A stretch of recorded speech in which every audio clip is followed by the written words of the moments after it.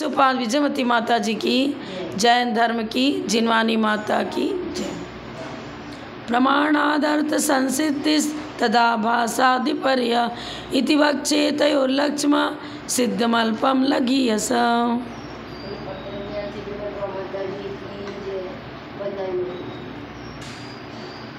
अपने नंबर का आज तो शायद पूरा भी हो जाएगा।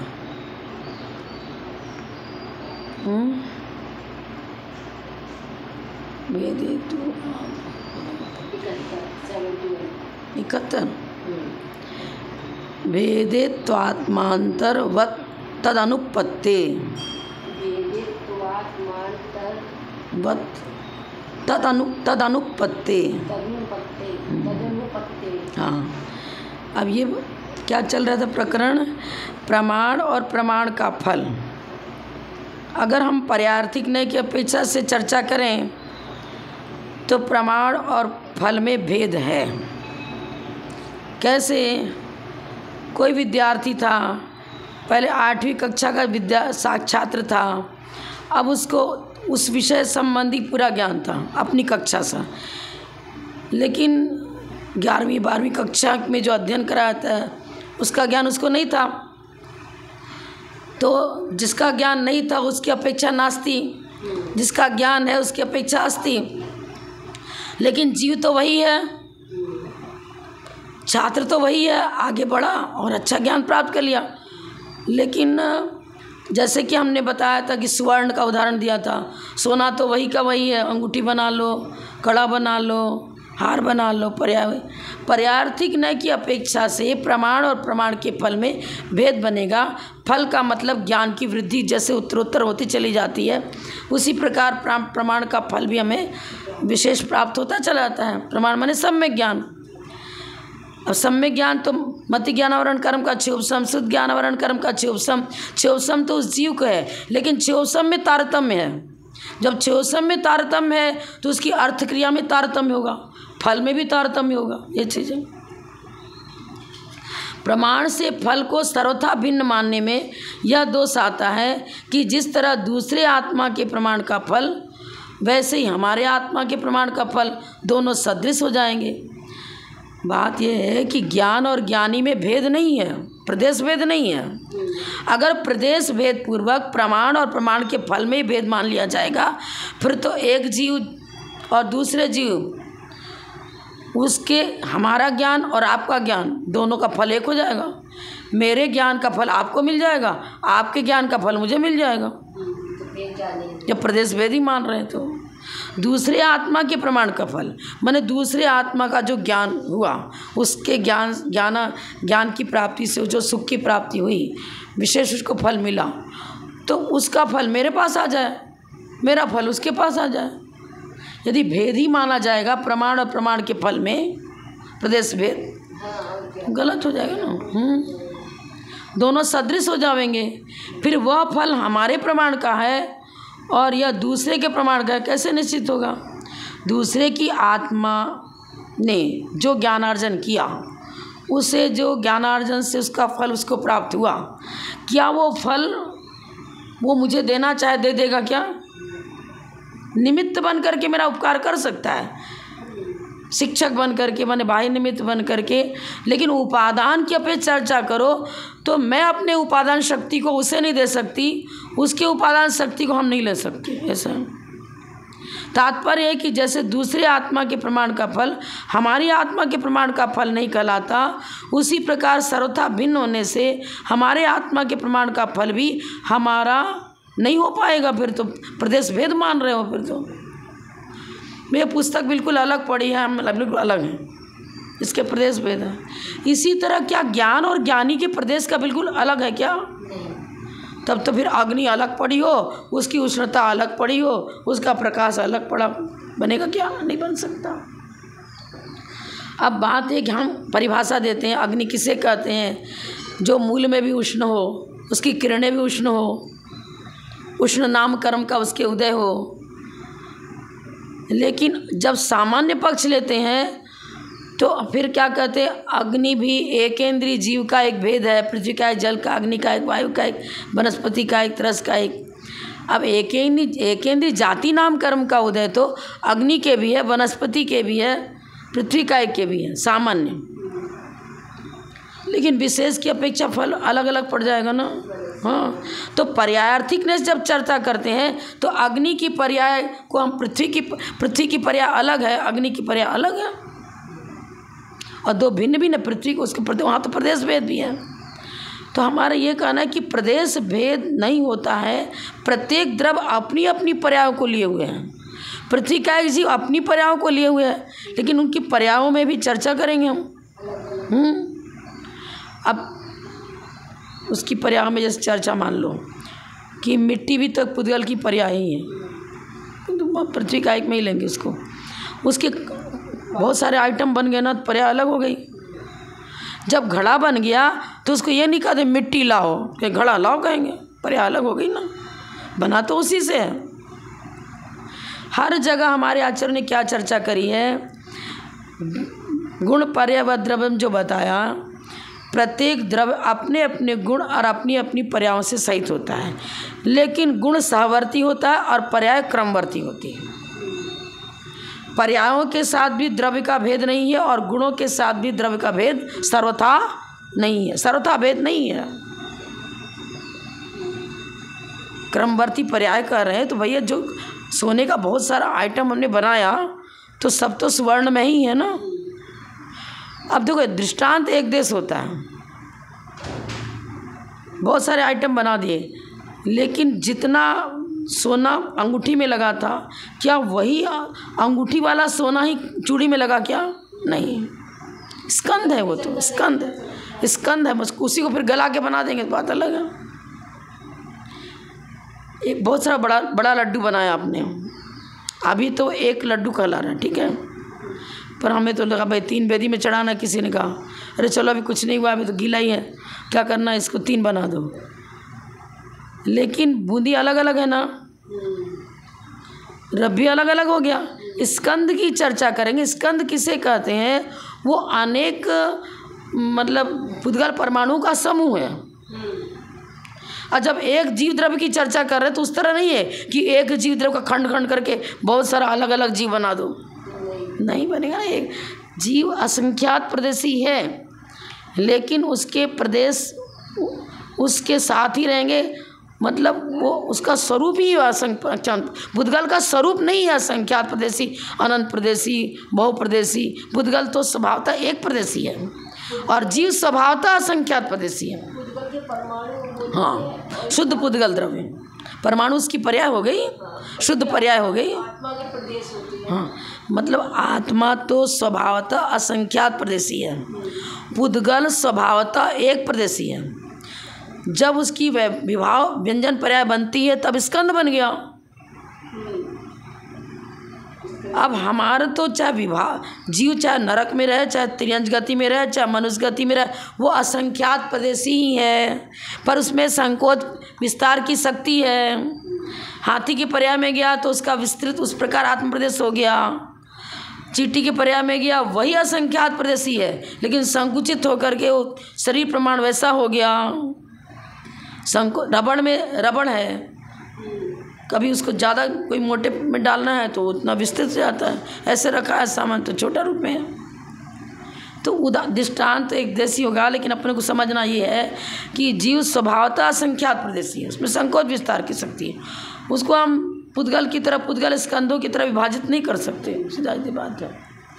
और हम द्रव्य गुण पर्याय को भी प्रदेश भेद पूर्वक विभाजित नहीं कर सकते कि द्रव्य अलग रखा हो, उसका गुण अलग रखा हो, और पर्यायों को बिल्कुल गुण से अलग कर दें। और द्रव्य में ही तो पर्याय घटित होती हैं। द्रव्य गुणों का समूह द्रव्य है, तो गुणों में परिणमन हुआ तो द्रव्य में परिणमन हुआ, सब में अविनाभावी संबंध है। इसीलिए आचार्य ने बताया सक्रम भाव नियमो अविनाभाव। सभाव नियम के साथ उसका गुण गुणी का संबंध चलेगा, और क्रम भाव नियम के अनुसार उन गुणों की पर्याय, व्यंजन पर्याय, अर्थ पर्याय, पर्यायों का क्रमिक चलेगा। एक समय में जो पर्याय दूसरे समय वो पर्याय नहीं रहती, उत्पाद व द्रविकतम के साथ पर्याय बदलती रहती हैं। शुद्ध व्यंजन पर्याय और शुद्ध अर्थ पर्याय में जो है ना, तो अब हमारी अब जब सिद्ध परमेष्ठी हो गए तब उनकी व्यंजन पर्याय जो बन गए, उसमें कोई चेंजिंग नहीं होगी। लेकिन अर्थ पर्याय माने उनके प्रदेशों में संकोच विस्तार नहीं होगा। एक बार सिद्ध अवस्था प्राप्त हो गई तो क्या हुआ, चरम शरीर से किंचित न्यून, उस प्रकार से वो सिद्ध भगवान की आकृति वहाँ रही अमूर्त रूप में। आत्मा तो अमूर्तिक है। अब व्यंजन पर्याय में कोई संकोच विस्तार नहीं होगा, क्योंकि संकोच विस्तार के लिए आनुपूर्वी कर्म चाहिए था। 8 कर्मों का नाश हो गया, आनुपूर्वी कर्म है ही नहीं, संकोच विस्तार कहाँ से हो। धर्म द्रव्य का अभाव हो गया तो ऊर्ध्वगमन स्वभाव तो है, लेकिन आगे गमन नहीं कर सकते। अब रही कि अर्थ पर्याय, तो अगुरु लोग गुण के निमित्त से उसमें षट गुण हानि विधि रूप परिणमन होता ही रहता है, उसको शुद्ध अर्थ पर्याय कहते हैं। तो बनेगा ही बनेगा, नहीं तो उत्पाद व ध्रुवयुक्तम सत परिभाषा कैसे घटित होगी। सिद्ध भगवान का भी तो अस्तित्व रूप में उनका है ना, द्रव्य तो सद्रव्य लक्षण पहले लगाएंगे। ठीक है, तो ये चीज़ है, ये प्रदेश भेद पूर्वक अन्य मत वाले स्वीकार करते हैं। आचार्य बोल रहे हैं ऐसा नहीं बनेगा। समवायेति प्रसंग,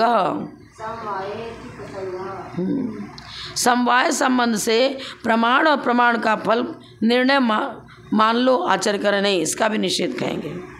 आप न्यायिक वैशेषिक हो, चाहे बौद्धों के यहाँ भी, बौद्धों के यहाँ लिख रहे हैं तो बौद्धों के यहाँ समवाय नित्य और व्यापक पदार्थ, ये गलत छप गया है।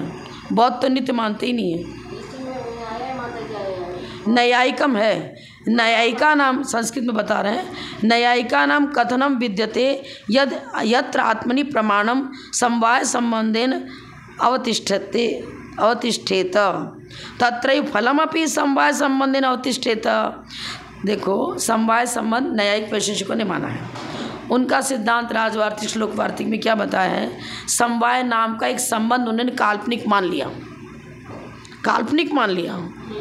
हमारे आचार्य समवाय संबंध अविनाभाव संबंध का ही एक दूसरा नाम पर्यायवाची शब्द समवाय संबंध रखा था। जैनाचार्यों के अनुसार समवाय की चर्चा यहाँ नहीं हो रही है। समवाय अति प्रसंग ये जैनाचार्य के अनुसार नहीं है। अन्य मत वाले जैसे मान लो न्यायिक वैशेषिक का उदाहरण दे रहे हैं, वो न्यायिक वैशेषिक क्या कहते हैं, काल्पनिक उन्होंने समवाय संबंध मान लिया। समवाय संबंध यहाँ बैठा है, गुण यहाँ है और गुण यहाँ है। जैसे मुझे जानना है, कुछ पदार्थ को जानना है, तो समवाय संबंध आएगा, ज्ञान गुण के साथ जुड़ेगा और तब हम ज्ञेय पदार्थ को जान पाएंगे। जिस समय समवाय संबंध नहीं जुड़ा तो क्या जीव अचेतन है क्या? ज्ञान गुण तुमने अलग मान लिया, जीव द्रव्य अलग मान लिया, तो जिस समय ज्ञान गुण से रहित जीव है तब तो अचेतन हो गया। जब अचेतन समवाय संबंध अचेतन को चेतन बना देता है तो किसी को भी चेतन बना दे, इस पुद्गल के साथ जुड़ जाएगा तो पुद्गल भी जानने देखने का काम करने लग जाएगा। ये टेबल रखा है, पुस्तक रखी है, और भी कहीं जड़ पदार्थ रखी है, लोटा है, ग्लास है, पदार्थ, वो सब जानने देखने का काम करने लग जाएंगे। फिर तो स्वरूप है जीव का अज्ञाता दृष्टा। हाँ, हमारे आचार्यों ने कल एक दिन लिखवाया भी था मैंने आपको कि समवाय किसे कहते हैं। जैनेन्द्र कोश भाग 4 पृष्ठ 334 में बताया, द्रव्य और गुण में आयुधसित संबंध होता है। आयुधसित संबंध मतलब समवाय संबंध, उसके पर्यायवाची अनेक नाम हैं। आयुधसित संबंध कहो, संबत्ति कहो, समवाय कहो, अजुत सिद्ध कहो, अपुदप भूदो कहो, एक ही है पर्यायवाची। जैसे जलज, पंकज, नीरज। हाँ, अभी देखो परीक्षा मुख में भी आ गया, साध्य अविनाभावित्व निश्चितो हेतु। फिर उन्होंने क्या बताया था, सक्रम भाव नियमो अविनाभाव। इसी अविनाभाव का दूसरा नाम पर्यायवाची शब्द समवाय संबंध है जैन आगम के अनुसार। वो तो बताते हैं, मान लो आपने सांख्य मत ले लिया, अब सांख्य मत क्या कहता है, सारे गुण द्रव्य में मौजूद हैं, है ही, वो तो सर्वथा नित्य है पदार्थ, माने वो पदार्थ को कूटस्थ नित्य मानता है, परिणमनशीलता स्वीकार नहीं करता। जब परिणमनशीलता स्वीकार नहीं करोगे, ज्ञान से रहित जीव होता ही नहीं, तो हम भी मान रहे हैं, लेकिन ज्ञान की पर्याय तो बदलती रहती है ना। हम जन्म से केवल ज्ञानी तो नहीं थे, संभव है कि यदि मिथ्यात्व में पहले रहे हो, यहाँ जन्म लिया, मिथ्यात्वपूर्वक जन्म लिया, तब तो कुमति कुसृत आदि था। फिर देशना लब्धि के द्वारा प्रायोगिक लब्धि सब कुछ किया, अपकरण लब्धि के द्वारा समर्शन प्राप्त किया। अब पर्याय बदली कि नहीं बदली? जो मेरा ज्ञान कुमति कुसृत था वो अब सुमति सुश्रुत हो गया। विशेष प्रयास किया अवधि ज्ञान हुआ, विशेष प्रयास किया मना परे ज्ञान हुआ। तो ज्ञान की पर्यायें, जिस समय किसी को केवल ज्ञान है उस समय केवल ही है, छायासमिक ज्ञान वाला नहीं कहलाएगा। छायासमिक ज्ञान है तो छायिक ज्ञान नहीं है, छायिक ज्ञान है तो छायासमिक ज्ञान, दोनों ज्ञान गुण की पर्याय हैं। छायासमिक ज्ञान में क्या होता है? देशघाती सम्यक देशघाती ज्ञानावरण कर्म की देशघाती प्रकृति का उदय और सर्वघाती का अनुदय चलेगा। अब केवल ज्ञान हो गया तो अब देशघाती का उदय भी नहीं है, छायिक ज्ञान हो गया, पूर्णतः ज्ञान की विशुद्धि हो गई, ज्ञानावरण कर्म का समूल नाश हो गया। पर्यायों की अपेक्षा ये सारी चर्चाएं हैं। तो जिस समय केवल ज्ञान है उस समय मत ज्ञान शुद्ध ज्ञान नहीं है, जिस समय मत ज्ञान शुद्ध ज्ञान, उस समय पर्याय की अपेक्षा, यही तो कहेंगे ना। अब यदि मान रहे कि सब गुण सब में सदा मौजूद हैं तो सबकी अर्थ क्रिया एक साथ क्यों नहीं देखी जाती? अभी हम यहाँ बैठे हैं, मुझ में केवल ज्ञान प्रकट करने की शक्ति तो है, अब तुम शक्ति को ही व्यक्ति रूप में स्वीकार कर रहे हो। हमारे आचार्य कह रहे अभी केवल ज्ञान रूप पर्याय व्यक्त नहीं है। हम अभी सर्वद्रव्य सही पर्यायों को गुण सहित नहीं जान सकते, तो क्या हो गया? घटित नहीं होगा। समवाय संबंध एक काल्पनिक मान लिया कि मान लो एक समवाय संबंध है। अब जिसको कोई भी काम करना है, देखना है, जानना है, पढ़ना है, लिखना है, वो समवाय संबंध मेरे साथ फट से जुड़ जाएगा। अलग पड़ा है प्रदेश भेद पूर्वक, जैसे टेबल अलग है हम अलग हैं, ऐसे।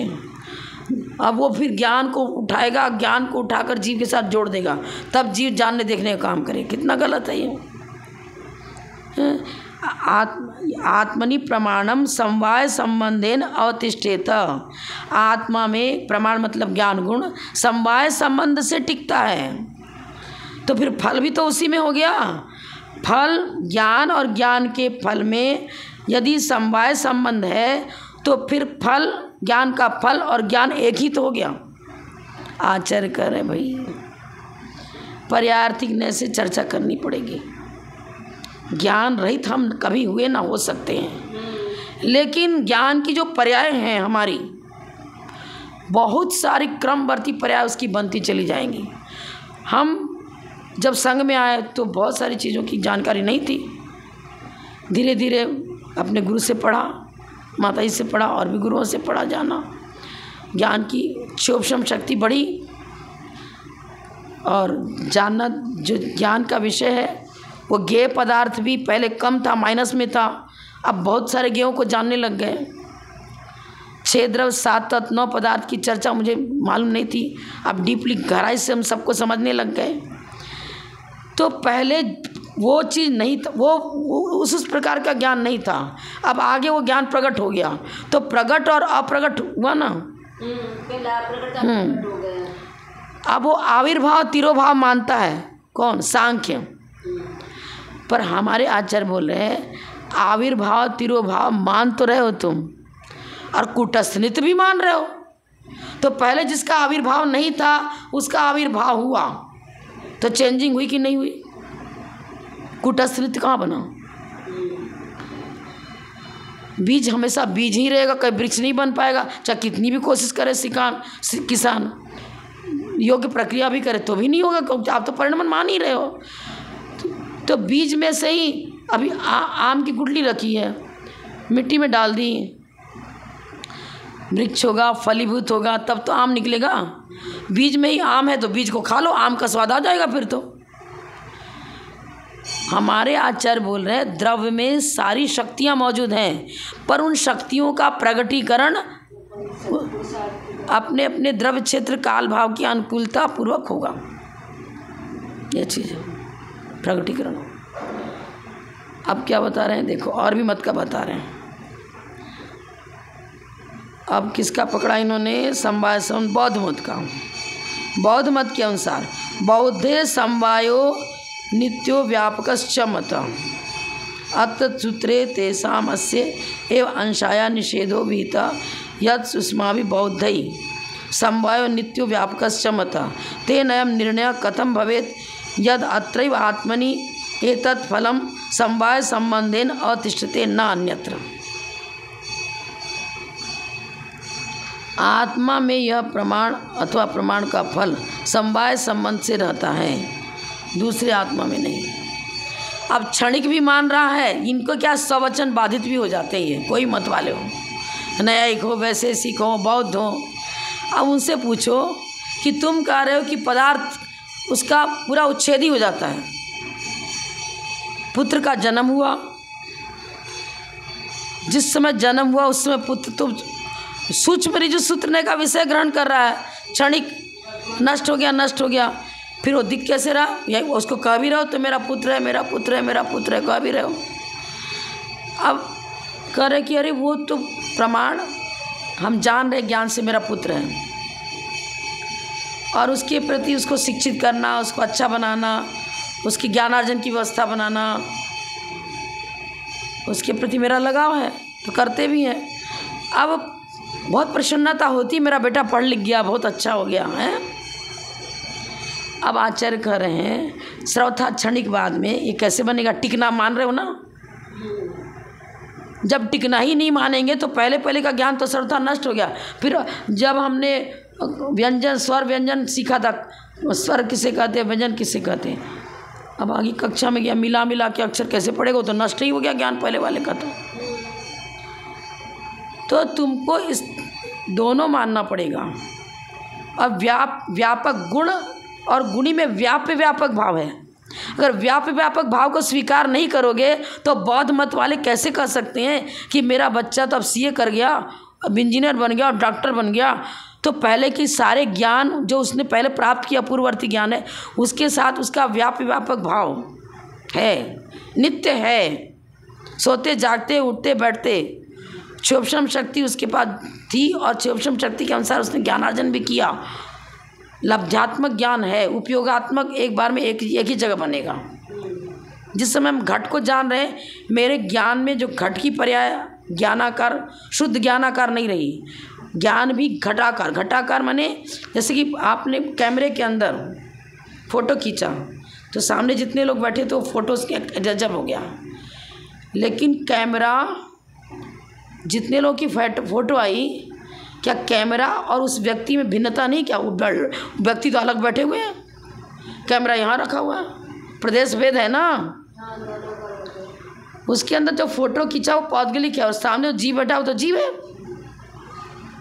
उसकी रिफ्लेक्स से उसकी आकृति आ गई, वही पौद्गलिक ही है, भिन्न है ना। एक जीव दूसरे जीव से उसका प्रदेश भेद बनेगा, प्रदेश भेद बनता है, और प्रत्येक द्रव्य का अपना अपना गुण है, उस गुण के साथ उसका नित्य और व्यापक संबंध है। लेकिन गुणों की जो पर्याय बनेंगी, मत ज्ञान, शुद्ध ज्ञान, अवधि ज्ञान, मतलब उन पर्यायों की अपेक्षा आपको क्रमपना भी मानना पड़ेगा। उत्पाद और व्यय पर्यार्थिक नय की अपेक्षा से, द्रव्यार्थिक नय से द्रव्य, और उत्पाद पे द्रव्यतम तीनों को लेंगे तब द्रव्य की चर्चा हुई। द्रव्य किसे कहते हैं? तो गुण पर्याय व द्रव्य, गुणों के साथ व्यापक भाव बनेगा। अब एक तरफ बौद्ध व्यापकता भी स्वीकार कर रहे हैं, अब फिर तुम कैसे कहते हो कि आत्मा में समवाय संबंध से ज्ञान टिक जाता है? तुम्हारा समवाय कौन सा है बताओ तो सही। इसका मतलब यह है कि समवाय संबंध न्यायिक वैशेषिकों में माना है, और समवाय की चर्चा ये अपने रूप में मानता है कौन? बौद्ध में। हाँ है तो सही, अरे हाँ दिख रहा है तो सही, लेकिन वास्तव में ना वह नष्ट भी हो गया और है भी। लो दिख रहा है तो अस्तित्व मान रहे हो ना, कोरा थोड़ी दिख रहा है।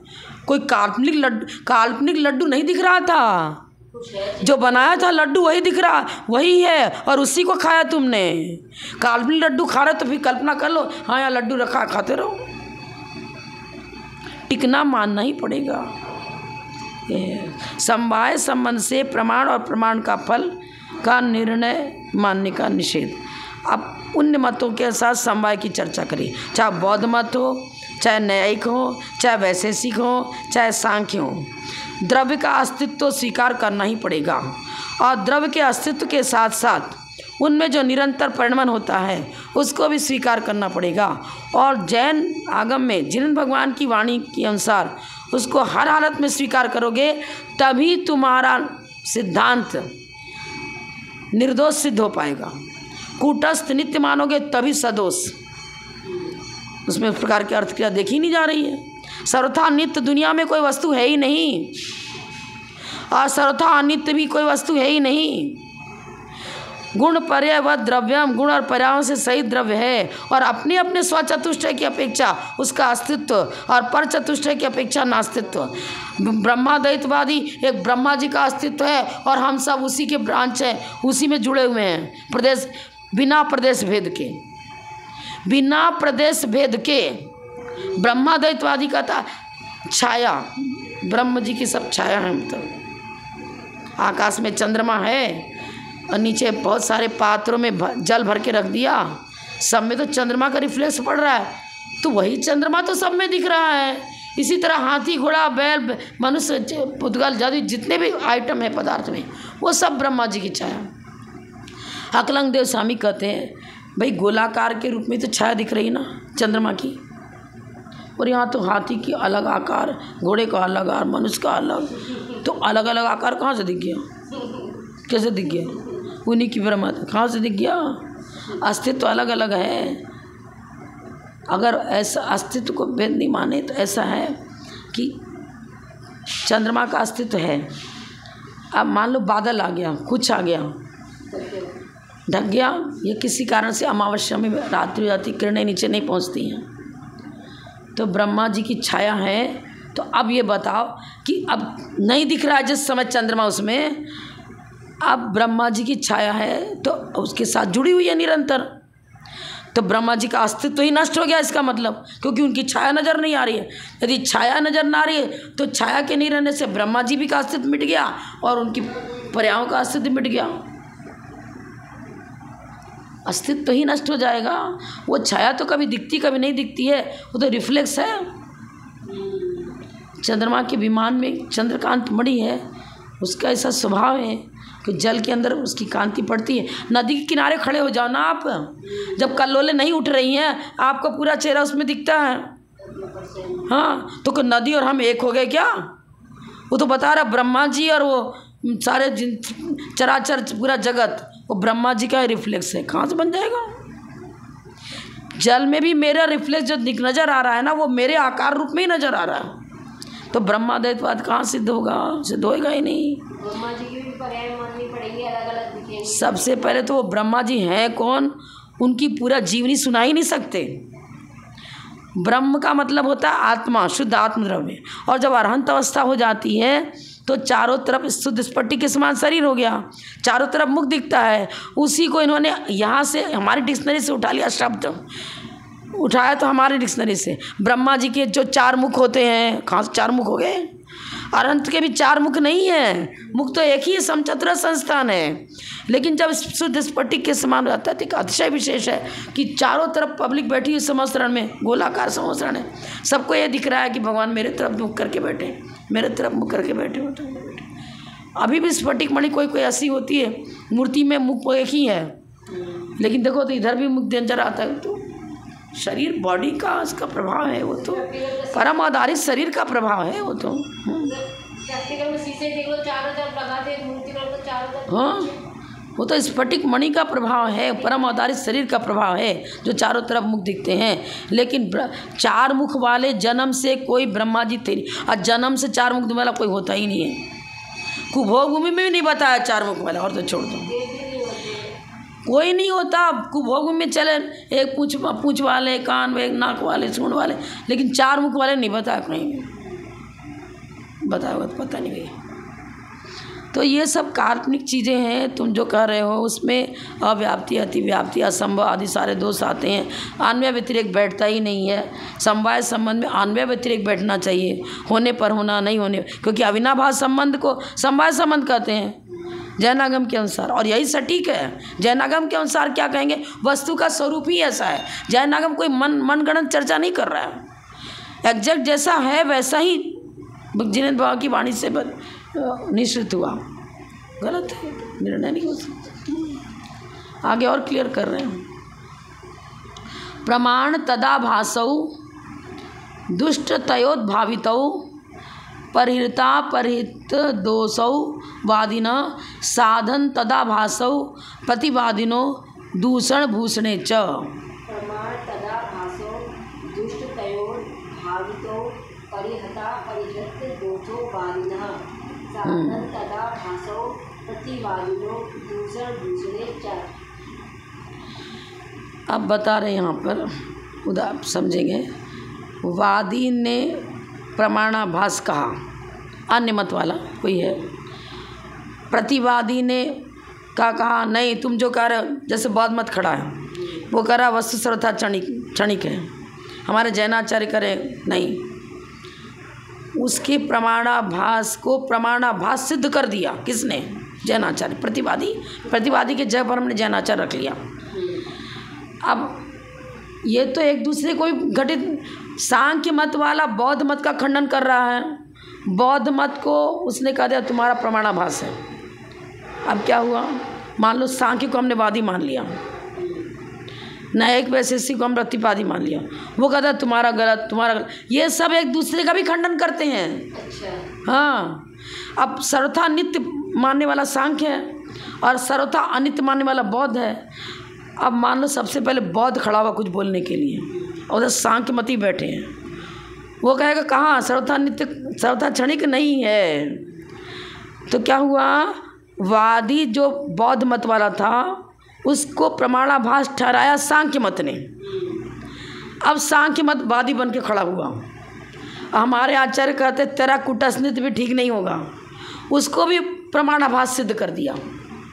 मान लो न्यायिक वैसे खड़े हुए हैं, अब न्यायिक वैसे से खड़े उनको भी शादवाद अनेकांत के द्वारा उनको भी खंडित कर दिया। सब प्रमाणाभास में आते जाएंगे। जब एकांतवादी वादी बन कर के उपस्थित हो, चाहे प्रतिवादी बन के उपस्थित हो, खंडित होता ही है एकांतवादी। हाँ, वादी हो चाहे प्रतिवादी हो, यदि एकांतवादी हैं तो दोनों ही खंडित हो जाते हैं। वादी ने प्रमाणाभास कहा था, प्रतिवादी ने उसे प्रमाणाभास साबित किया, फिर वादी ने उसका परिहार नहीं कर पाया, तो वादी के लिए वो साधनाभास हो जाएगा, उसके पास कोई युक्ति नहीं बनी तो खंडित नहीं कर पाया। तो प्रतिवादी के भूषण हो जाए। प्रतिवादी तो बहुत खुश हुआ कि मेरा ये खंडन नहीं कर पाए। 6 मतों को मिलाकर चर्चा चल रही है ना। अपने पक्ष में आए हुए दूषणों का परिहार करके अपने पक्ष को सिद्ध कर देने वाले की ही विजय होती है। हमने पक्ष क्या रखा, इसी पुस्तक से ले लो। इस पर्वत पर अग्नि है, पर्वतो एवं अग्निमान धूमवत्वात्। साधन क्या है, हेतु भी निर्दोष है, पक्ष भी निर्दोष है, पर इस पर्वत पर अग्नि है, पक्ष हुआ धर्म और धर्मी सहित। अब धूमवत्वात्, जहाँ जहाँ धूम होता है वहाँ वहाँ अग्नि होती है, कोई दूसरा है हो ही नहीं सकता, क्योंकि धुआं अग्नि के बिना निकलता ही नहीं है। अव्याप्ति अतिव्याप्ति संभव आदि कोई दोष नहीं, और अविनाभाव होने पर होना, नहीं होने पर नहीं होना, बराबर बैठ रहा है। विपक्ष क्या क्या, तालाब में अग्नि, तालाब में धुआं निकलता भी नहीं और अग्नि भी विपक्ष में बैठ गया। इस तरह से हमने पहले अपने पक्ष को बिल्कुल सिद्ध कर दिया निर्दोष, तो दूसरे का पक्ष का पराजय अपने आप हो गया।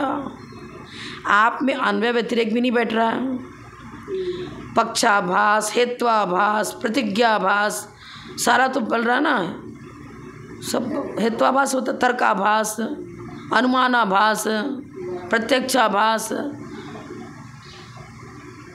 आभास मतलब अन्वय व्यतिरेक पूर्वक जब तक चर्चा नहीं होगी तब तक सदोषता ही निकलती रहेगी। तो आचार्य ने क्या लिखा, अपने पक्ष में आए हुए दूसरों का परिहार करके अन्य मत वालों ने जैन मत पर दूषण दिया, जैनाचार्य पर दोष छेप दिया कि नहीं नित्य अनित्य दोनों एक साथ कैसे हो सकते हैं? और एक ही वस्तु को तुम निगेटिव है, वो तो अस्थि, जो अस्थि हो नास्ति कैसे होगा? जो नास्ति हो अस्थि कैसे होगा? आपका शायद बात सही नहीं है। जैनाचार्य पर दूषण दिया सारे अन्य मत वालों ने मिल करके, क्या हुआ? अपने पक्ष में दूषण दिया गया उनके द्वारा, हमारे आचार्यों ने उन सब दूषणों का परिहार कर दिया। है ही नहीं, हम द्रव्यार्थिक ने पर्यार्थिक दोनों से चर्चा कर रहे, तो सांख्य मत का भी हम समर्थन द्रव्यार्थिक न से करते हैं, बौद्ध मत का समर्थन भी हम पर्यार्थिक न से करते हैं, लेकिन अपेक्षाकृत, सापेक्षो न सम्यक, निरपेक्षो न मिथ्या। तो फिर विधिवत युक्ति से, प्रमाण से, आगम से, प्रत्यक्ष से सबसे सिद्ध कर दिया। क्या सिद्ध कर दिया? हमारा मत निर्दोष है। उन लोगों ने जैन मत में दोष दिया था और आचार्य उन सब दूषणों का शादवाद के द्वारा, अनेकांत के द्वारा, प्रमाण न निक्षेप के द्वारा उन सबको सारे दोषों का निष्कासन कर दिया। फिर विजय किसकी हुई? निर्दोष सिद्ध हो गया, दूसरे का पराजय हो गया। अपने पक्ष को सिद्ध कर लेना, आक्षेपनी विक्षेपनी कथा बताई थी ना सुविध सागर में, वही चीज़ है। अपने पक्ष को सिद्ध कर लेना और पर पक्ष में दूषण दे देना, तुम्हारा पक्ष ही सदोष है। आक्षेप और निक्षेप, आक्षेपनी विक्षेपनी कथा, पर मत का खंडन, आक्षेप, पर मत का खंडन करते स्वपक्ष का समर्थन, दोनों हो गया ना।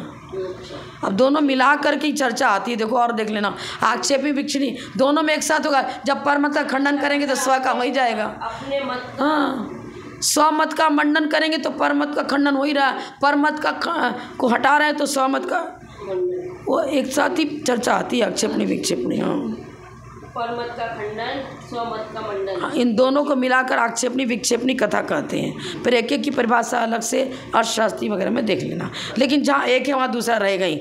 जब हम स्वमत का मंडन कर रहे हैं तो उस समय परमत का खंडन पूर्वक ही तो स्वमंडन होगा, ऐसे होगा। हाँ, वही तो बात है ना। हम कहेंगे नींबू है तो परमत का पर का खंडन होगी, भाई आम नहीं है, केला नहीं है, नारंगी नहीं, तो तभी तो अस्थि भी वस्तु का धर्म है और नास्ति भी वस्तु का धर्म है। पर चतुष्टय की अपेक्षा नास्ति वस्तु का धर्म हुआ। विपक्षात व्यावृत्ति, विपक्षात व्यावृत्ति करेंगे तब तो स्वरूप क्लियर होगा। यह नींबू है तो नींबू पने की अपेक्षा अस्थि, पर यह नींबू ही है, अनार नहीं है, केला नहीं है, तो ये विपक्षात व्यावृत्ति भी तो स्वरूप हो गया उसका। नहीं तो सर्वसंकर दोष आ जाएगा, किसी को कुछ भी कह दो। अस्थि और नास्ति वो दोनों ही वस्तु के धर्म हैं। उसको पहले एक दिन बताया था मैंने, सिद्ध भगवान में।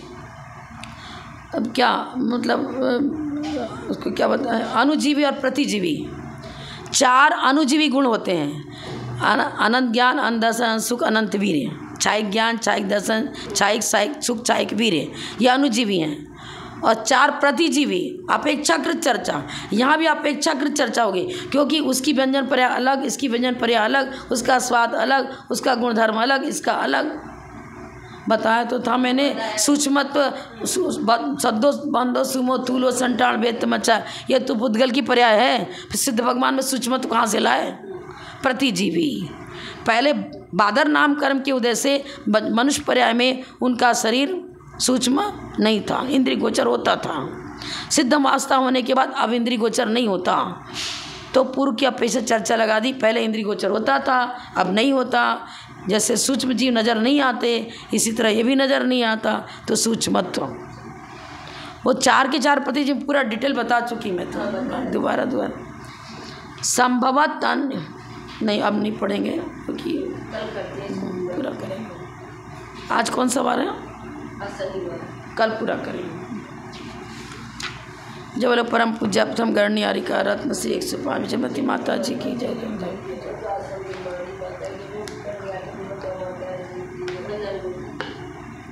क्या ना फिर मेरे